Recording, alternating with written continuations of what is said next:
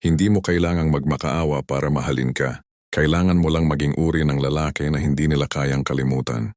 Isipin mo ito, bakit may mga lalaki na kahit hindi gwapo, kahit hindi mayaman, kahit walang kotse o malaking bahay, parang imposible silang bitawan ng babae, habang may mga lalaki naman na kahit ibigay ang buong mundo, iniiwanan pa rin. Hindi ito tungkol sa swerte, hindi ito tungkol sa pisikal na itsura, at lalo namang hindi ito tungkol sa kung magkano ang laman ng bulsa mo. Ito ay tungkol sa 5 sikreto, 5 katangian na kapag nasa iyo na, hindi ka na kailangang mangumbinsi pa ng kahit sino na manatili. Sila mismo ang pipiliing hindi ka bitawan. At ang pinakamagandang bahagi, lahat ng ito maaari mong matutunan. Lahat ng ito nakaturo sa sinaunang filosofiya ng Stoicismo. Kaya kung pagod ka ng maging option lang, kung pagod ka ng maging pangalawang pilian, manatili ka. Dahil ang 5 sikreto na ito ang magbabago ng lahat. Narito ang masakit na katotohanan na ayaw marinig ng karamihan sa atin. Maraming lalaki ang naniniwala na ang susi sa pagpapanatili ng babae ay ang pagiging mabait, ang palaging pagbibigay, ang walang tigil na pagpapakita ng pagmamahal, kaya binubuhos nila ang lahat. Oras, pera, atensyon, emosyon, hanggang sa wala nang natitira para sa sarili nila. At ano ang resulta? Tama, binabaliwala, ini-ignore. O mas malala pa, ginagawang parang hindi sila umiiral. Hindi ba nakaka-frustrate? Ibinibigay mo ang lahat pero parang mas lumalayo pa siya.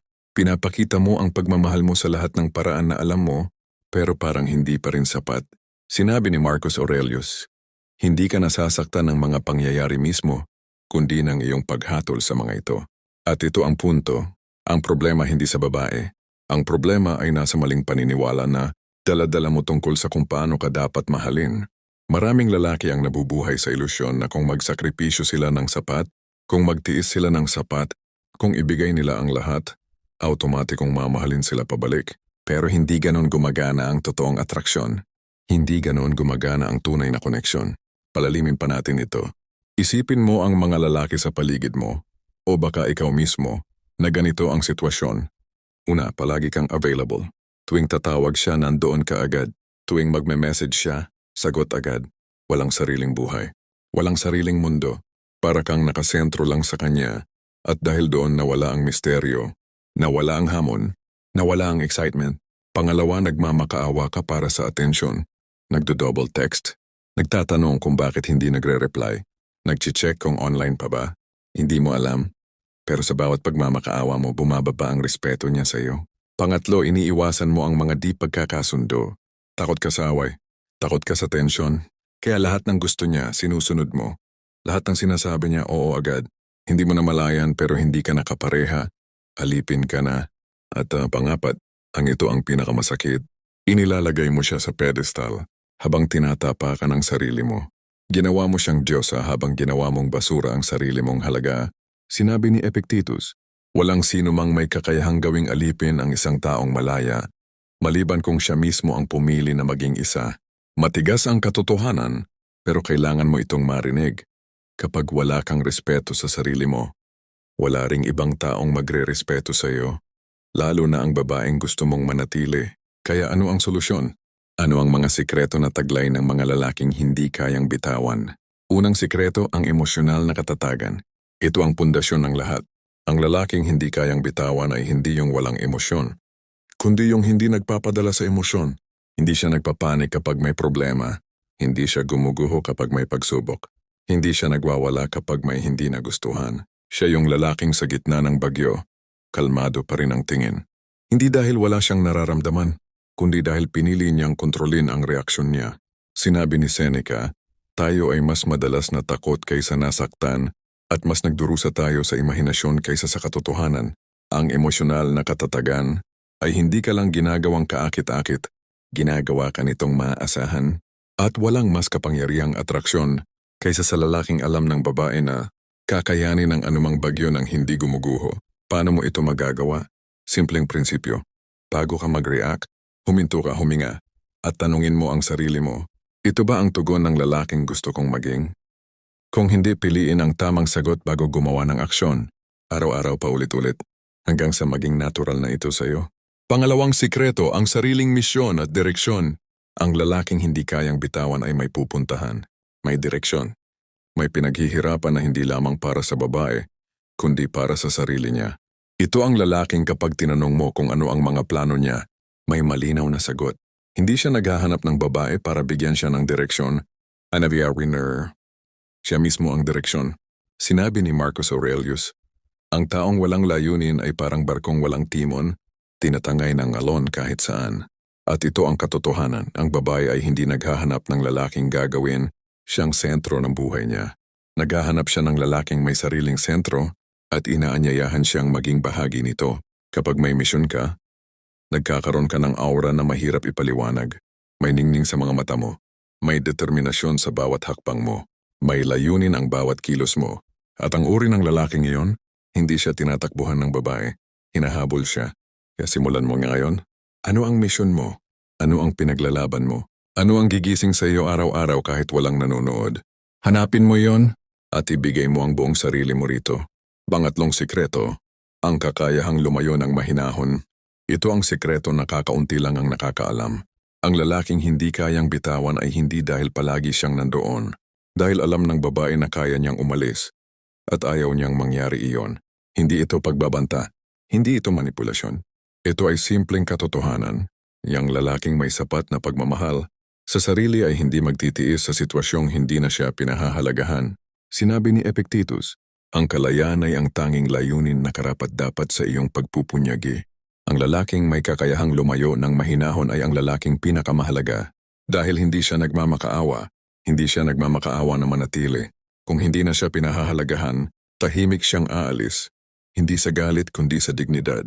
At ang babae, kapag alam niyang kaya mong lumayo ng walang drama, nang walang pagmamakaawa, nang may buo ang loob, doon niya mararamdaman ang tunay na takot na mawala ka, hindi dahil takot siya sa iyo, kundi dahil alam niyang ang lalaking kaya niyang mawala ay lalaking may tunay na halaga. Pang-apat na sikreto ang malalim na pakikinig at pagkakaunawa. Ito ang sikreto na minamaliit ng karamihan sa mundo ng social media ng patuloy na ingay ng walang katapusang distraction. Ang lalaking tunay na nakikinig ay parang bihirang hiyas. Hindi ito yung pakikinig na habang nagsasalita siya, iniisip mo na ang isasagot mo. Hindi rin yung pakikinig habang nakascroll sa telepono. Ito ang tunay na pakikinig. Yung kapag nagsalita siya, ramdam niya na buong mundo mo ay nakatuon sa kanya. Sinabi ni Seneca, tayo ay may 2 tainga at 1 bibig upang mas makinig kaysa magsalita. Ang lalaking nakikinig ng malalim ay hindi lang naririnig ang salita, naiintindihan niya ang emosyon sa likod nito. Kapag sinabi niyang okay lang ako, naririnig niya ang hindi nasasabi. Kapag tahimik siya, naiintindihan niya ang dahilan. At bakit ito napakalakas? Dahil ang bawat tao sa mundong ito ay naghahanap ng isang bagay, ang maunawaan. At ang lalaking nagbibigay nito, hindi siya kayang bitawan, kaya sa susunod na makausap mo siya, subukan mong ilagay ang telepono. Tingnan mo siya sa mata at makinig ka, hindi para sumagot kundi para maintindihan. Pang-5 sikreto, ang hindi nagbabagong integridad. Ito ang pinakamahalaga sa lahat. Ang lalaking hindi kayang bitawan ay ang lalaking pare-pareho. Yung kung sino siya sa harap mo, siya rin sa likod mo. Yung ang salita niya ay katumbas ng gawa niya. Yung kapag nagsabi siyang gagawin niya, ginagawa niya. Hindi siya nagbabago depende sa tao. Hindi siya mabait sa'yo tapos bastos sa waiter. Hindi siya matapang sa social media tapos duwag sa totoong buhay. Sinabi ni Marcus Aurelius, kung inaalis sa iyo ang anumang bagay, hayaang ang naiwan sa iyo ay ang iyong karakter at iyon ay sapat na. Ang integridad ay hindi lang moral na katangian, ito ang pinakamalakas na pundasyon ng tiwala. At walang relasyon na makakatagal ng walang tiwala. Kapag ang babae ay nagtitiwala sa salita mo, sa pangako mo, sa karakter mo, hindi niya kailangang mag-alala. Hindi niya kailangang mag-check ng telepono mo. Hindi niya kailangang mag-stalk ng social media mo. At ang ganitong kapayapaan ng isipan, iyon ang pinakamahalaga mong regalo sa kanya. Ang seguridad na ikaw ay maaasahan, ngayon at sa hinaharap. 5 sikreto, 5 haligi, emosyonal na katatagan, ang pundasyon ng lakas, sariling misyon, ang direksyon na nagbibigay sa iyo ng ningning, kakayahang lumayo. Ang kalayaan na nagpapataas ng iyong halaga, malalim na pakikinig, ang koneksyon na bumibigkis sa puso, hindi nagbabagong integridad, ang tiwala na hindi kayang sirain ng kahit ano. Ito ang mga katangian na hindi kayang bilhin ng pera, hindi kayang i-fake ng kahit sino. at hindi kayang bitawan ng babae. Kaya na ngayon, tanungin mo ang sarili mo. Alin sa limang ito ang kailangan mong palakasin? Dahil ang katotohanan hindi mo kailangan ng perpektong itsura, malaking pera o mga magarbong regalo. Ang kailangan mo lang ay maging uri ng lalaki na kapag umalis ka sa kwarto, natatakot siyang hindi ka na bumalik. Hindi dahil nananakot ka, kundi dahil alam niyang wala nang katulad mo. Sinabi ni Epictetus, gawin mong mahusay ang iyong sarili at ang nararapat na bagay ay darating. Kung may natutunan ka sa video na ito, pindutin ang like at mag-subscribe na sa channel na ito. Huwag mong kalimutang i-share ito sa mga kaibigan mong lalaki na kailangan ding marinig ito. At tandaan mo kapatid, ang tunay na lakas ng lalaki ay hindi sa mga bisig niya, nasa karakter niya. Hanggang sa susunod na video, patuloy kang lumago, patuloy kang maging mas mahusay. Salamat sa panonood.